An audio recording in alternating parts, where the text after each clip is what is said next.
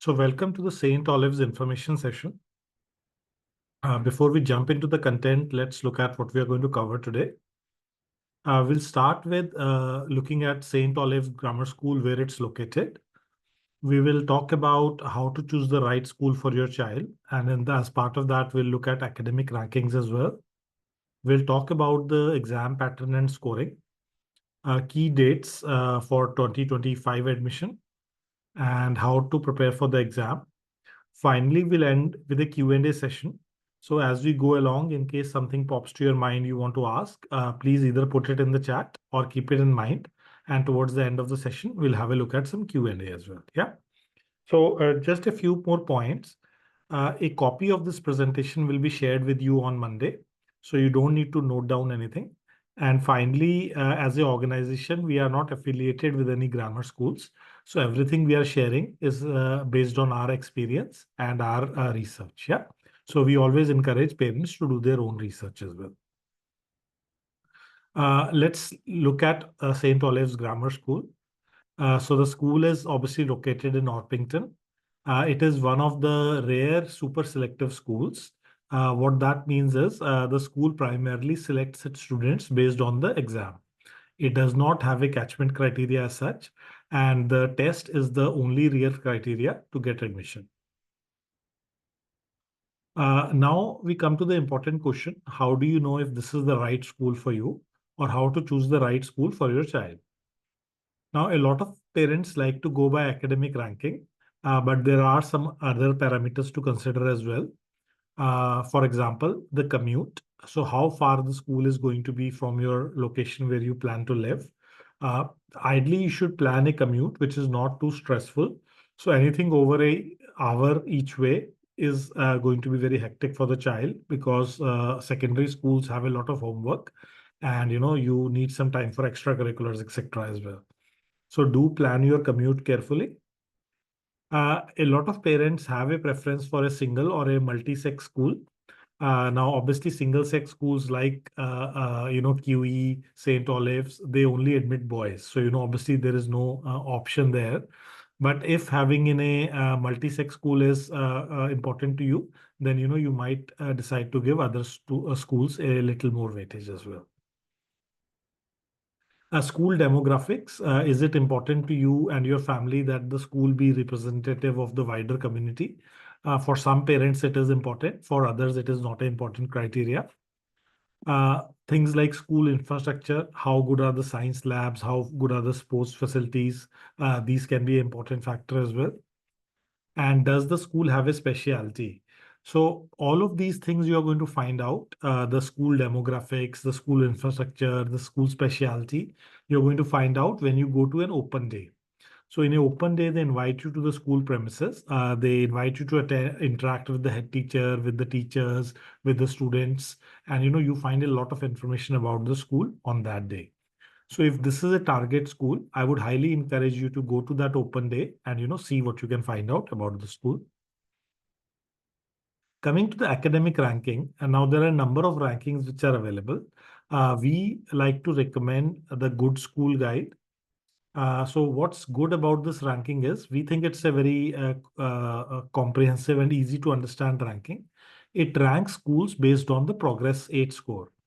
That is, it takes the 8 most important GCSE subjects and you look at what the student's level was when they entered the school versus what they actually achieved in the GCSEs. So it kind of measures how far they have come. So if they were at this level and they achieved this in GCSEs, what has been the value addition from the school perspective? So in that ranking, if you see St. Olave's, it occupies the 11th position. But if you look at the boys' school, it actually ranks number 2. So in this particular ranking, Wilson's ranked number 1, St. Olave's 2, and then you have QE in number 3 for boys. But if you look at different rankings, this ranking could be different. Some rankings rank QE as the number 1 school for boys. So it does vary a little bit from ranking to ranking. But the important thing here is St. Olave's is one of the best grammar schools for boys in most rankings. Yeah. So you can't really go wrong with that if you look at academics. Now, let's come to the exam pattern and scoring. Now, St. Olave's has two rounds of examination which students need to clear. If we talk about the first stage, that is also known as the SET, Selective Eligibility Test, it has 60 questions and it's a 1 hour long exam. The exam will have mixed questions from English, maths, verbal reasoning, and non-verbal reasoning. So all of them are going to take place in this 60 minutes. And that is the SET or the stage 1 exam. All of the questions are going to be MCQ, multiple choice only. And one thing unique about the St. Olave's exam is it has questions with two correct answers included. So if you are aware of the Sutton pattern, Sutton English pattern also has this. You have questions where more than one answer can be correct. So in this case, there are questions where you have to select two correct answers. So that's something a little bit different from a lot of other exams. After the SET, the top 450 candidates are invited to round 2. So you need to rank in the first 450 to be invited to round 2. The cutoff score in 2023 was 43 marks out of 60. So that does show you how competitive it is. If you get a mark of 43, 44 plus, then you can expect to get a round 2 invite. Coming to the round 2 or the stage 2 exam. Now, this again has two parts. This exam has two parts, English and maths. The English paper is 1 hour long and it has two sections again. Section 1 is based on reading. So it's a comprehension based section with MCQs. Section 2 is it has a part where you have to do creative writing. So you are given a excerpt. For example, you might be given a poem and there are some follow-on questions where you actually have to write the answer yourself. So for example, it could be a poem and the question could be, what does the author mean by this particular line? And then you need to explain that. Second part is creative writing. So you will be given a creative writing piece. It could be that, you need to discuss something, or you might be given a diary entry or something like that. So there is a creative writing element to the English round 2 exam. The second paper is mathematics. It's an hour-long paper, and you will have questions which are in increasing order of difficulty. So the end questions are going to be a lot harder than the initial questions. And these are standard type. So you actually need to write down the answer. So this is not a MCQ kind of a paper. You need to give your answer, write it in the space provided. Yeah. Now, one thing which is very different for St. Olave's is the round 2 exam actually happens in November. So when we look at the timeline, you will see the round 1 exam for students who are looking at admission next year is going to happen in the next week. But the round 2 exam happens in November. That is after the CAF deadline. So what happens is you give the first round in September. The school will let you know if you are one of the top 450 ranks. In case you are, then you have an option of including this school in the CAF form. And then you give the exam in November. Based on your performance in both the rounds, they bring out a cumulative ranking list and they offer admission as per that. Now let's have a look at key points in the admission policy. This is the admission policy as of the website of St. Olave's. So you have this particular link. Once you get this PPT on Monday, you can go to this link and have a look at this in more detail. So basically, there are 124 places which are available for students looking at admission next year. It again tells you that school SET has these components: English, maths, VR, and NVR. 450 candidates are invited to sit for round 2. Second stage is English and mathematics, basically what we covered in the last slide. Now, in case they have more applications than number of seats, which is always the case, then this is the priority order for oversubscription criteria. Firstly, they will offer admission to boys who have scored a rank in the top 450. And taken the subsequent round. So obviously you need to be invited to take this round 2, and students who have taken both rounds, and if they are looked after boys. What this means is so students who have appeared for both rounds and who have been in council care at any particular point, they are the first ones to be offered admission. Yeah. So being in the top 450 means that they have been accepted as, eligible for admission. And if they are looked after, they will be offered admission right away. Second is maximum of 10 places are offered to people who are in receipt of pupil premium. So these are, students from low income families, which have been identified as, needing extra support. So up till 10 seats are going to be offered for such students. And after that, there is a ranking order, and seats are offered as per that. So being a super selective school, most of the seats are going to be based on just the admission test. That is going to be in this particular criteria. So as you see, there is no catchment related, parameters. So all the seats, or at least most of the seats, are going to be based on the test results. There is a little bit about, what happens in case there's a tie. Probably we don't need to go into too much detail on this, but in case there is a tie, then they first look at the performance in the maths paper or round two. If that's a tie as well, then they look at the creative writing section. If that's a tie, then they look at the English multiple choice rankings. And if that is a tie as well, then they go back to the SETs. In the rare case that two students are completely tied, they will go for a computerized random number generator. So a random number generator will decide which student gets the seat. But obviously, this is something which is very rare. So most probably, it won't come to that, and they will be able to, do any ties based on this order.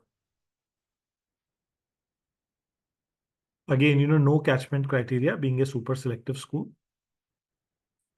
Coming to the scoring now, there are three things we need to understand. First is the raw score. Raw score is basically how many questions you got right or what percentage score you achieved in the exam. So this tells you, for example, out of 60, if you get 50, that's your raw score. 50 questions right, that's your raw score. Yeah. Now, this does not tell you how your child has performed vis-a-vis other students. Yeah. To incorporate that, the schools use something called a standardized score. Now, standardized score is a measure of relative performance. So it actually compares how your child did versus the other students who gave the exam. Most likely, the range of standardized score is going to be between 40 and 140, and the average score is likely to be 100.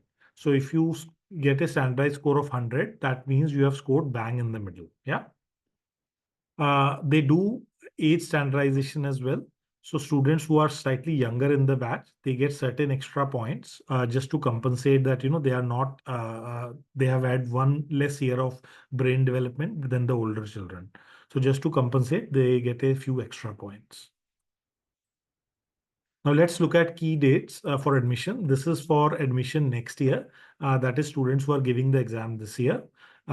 For if you're looking at 2026 admissions, then the schedule is going to be released next year, but it's broadly expected to be similar. So the school had an open evening on 27th July. Like I said, these are really important to understand a little bit more about the school.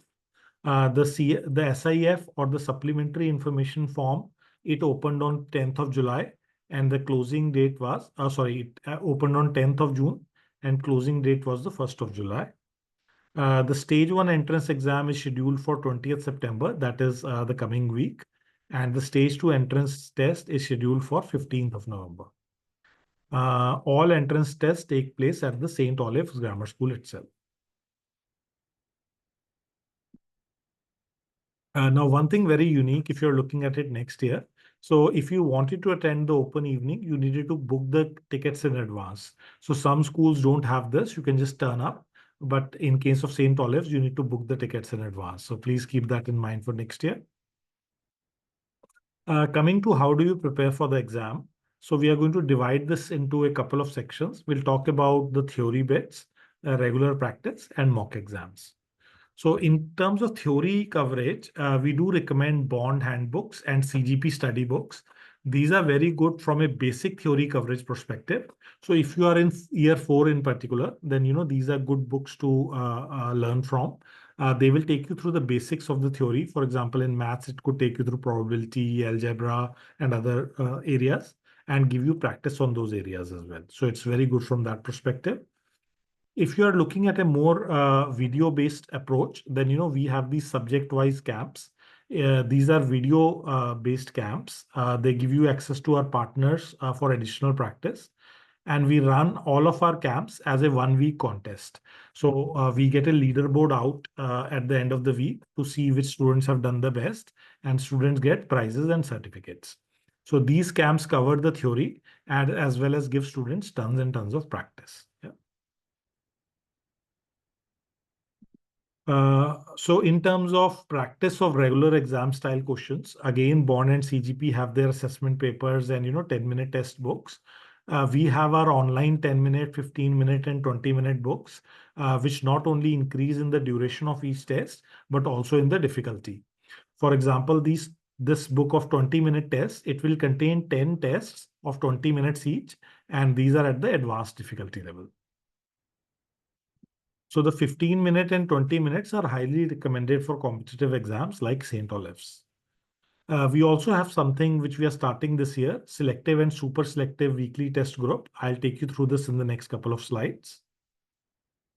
Coming to online mock exams. So we do online mock exams for St. Olave's. We'll be announcing the exams in April, June, and August. So we are planning to do 3 online mock exams. The details of this will be shared in early October. So if you want to book these, then you will be able to take these exams online. And there are a number of benefits. You get a personalized score report, which will contain a pass, not pass analysis. Based on this performance, would your child have passed or not? You will get access to raw standardized scores and rank information. You will get detailed solution to all the questions. And we also offer something called a free test reset. So let's say your child gives the exam in April, they go through the solutions. 1 month down the line, you might want to get the test reset and see how much they score now. This is a very good tool to understand how children are retaining what they're learning. Yeah. So a lot of our students use this very frequently. So let's come to the selective and super selective test group. So this is something which we are starting this year itself. So as part of this group, you get a new test or a mock every week. So 1 week it could be an English GL section. Next week it could be a QE math section. So we will give students exposure to a broad variety of test formats every week, and we have a ongoing leaderboard. So to see how the students are performing and which students are performing the best, this is a very good motivator for students to just keep track of progress and to keep working hard. As part of this group, you will get a number of free resources. It could be exercise sheets, it could be free courses. For example, students who join now, we are offering our vocabulary booster for December for free. That course is worth £70. As part of this group, you will get it for free. We had a free trial for this group in August. In case you missed it, you can DM me and I can add you to that so that you can still experience those free mock tests and what kind of reporting we are looking at. So you could go through all of that. The cost of this group is £10 per week. But like I mentioned, you will get a lot of free resources, free courses, and a massive discount on all our online mock exams, online books, etc. So hopefully this fee will, kind of make itself up. And you can leave this group anytime. So if you join for a couple of weeks, you don't find the value, you can leave at any time. So there is no attachment. Let me share my contact details in case you have any follow-up questions. We have a WhatsApp group where all the students preparing for various grammar schools are a part of that group. So this is the link to that in case you want to join that. We will be sending this link out in the email that comes to you on Monday, but we will be disabling this group by Tuesday. Sorry, not the group, the link, because last time we had a couple of spammers join it, which kind of created a lot of nuisance. So we are only opening it for a very limited time. If you want to join afterwards, you can either email me on sumit@oxbridgeinstitute.co.uk, or this is my WhatsApp number. Just WhatsApp me and I'll add you to that group. Yeah. So guys, with this, we come to the end of the presentation. In case anyone has any queries, please put it in the chat and we'll try to address them one by one. Yeah.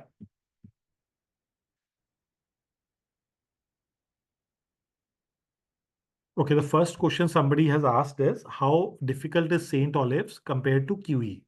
Uh, in a way, St. Olave's admission is much more difficult than QE. Firstly, because it has two rounds. It has round one and round two. QE only has one round. The round two creates has creative writing as well.